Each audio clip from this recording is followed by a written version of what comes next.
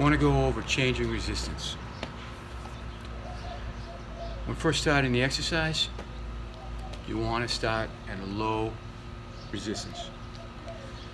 When you bring the fulcrum down towards the handle, it lessens the resistance to make it smoother and easier.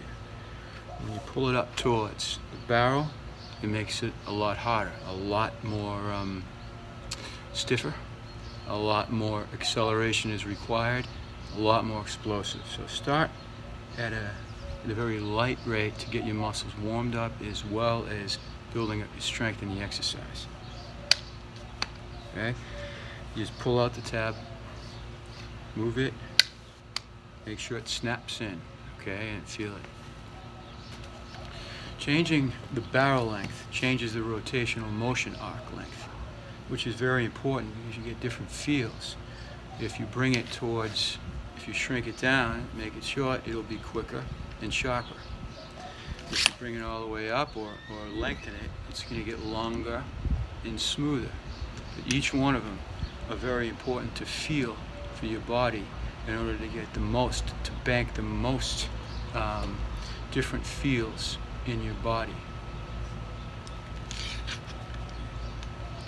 Now, the lower half is very important. The whole body with this exercise is supposed to be knit as one, just to fuse it all in one.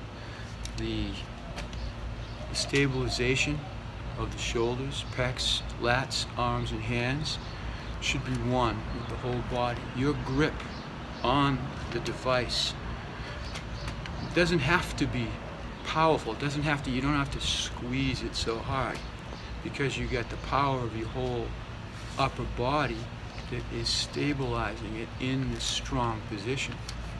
The idea and the feeling is you develop 100% of your power at this point.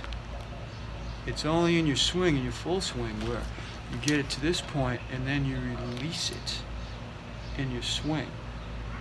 But all the power is here. And when you generate this power with core lightning and stop at this point in your full swing, your hands would naturally flow out and strike the ball with all this accumulated power of your whole body. It's the whip snap effect. You're developing and generating and amassing all this power in your back and forth striking motion and instilling this motion. So when you get up to the plate, you don't cast your hands out too soon. You're in a strong position to whip snap and strike the ball at your best. This is what this device was meant to do, to develop the most power, the most explosive acceleration, combined and fused with the most powerful and strong stability, along with a rhythmic back and forth motion. Of course, remember, you have to generate a rotational motion around your body, okay? And a down to up, like that. And it's a very short motion. You don't have, there's not much movement that you need to use. And that's one of the byproducts of this. You're generating an enormous amount of acceleration, deceleration in a very small movement. But the movement is correct, and it will translate. The more you do it, you will get muscle memory and be completely ready to hit. Another portion that I want to go through is the lower half. The lower half is the hips, glutes, knees, and the feet. There is an enormous amount of power in your lower half, and you can see it slightly in your heel to toe motion. You go forward, your heel plants and makes a strong post for the front. That stopping motion allows all your force to go forward stop and go forward. It's whip snap. Okay? On the way back, your heel is planted on the way back in order to drive forward.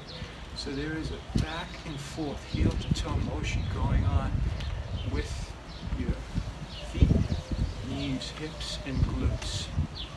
And this develops and gives you an enormous amount of stability, balance, and power. Now we're going to try, the exercise is meant to knit, to fuse all these elements together to make it as simple and as dynamic as possible. And that's where the exercise technique, comes in, to do it over and over and over again. 25 back and forth repetitions will only take about 25 seconds. So I would, I do at least a couple hundred every day. And you can do 3 sets of back and forth sets. Take you a couple minutes. Do 3 or 4 sets a day. Build up, gain your skill, gain your strength. Once you get it, it feels very, very natural.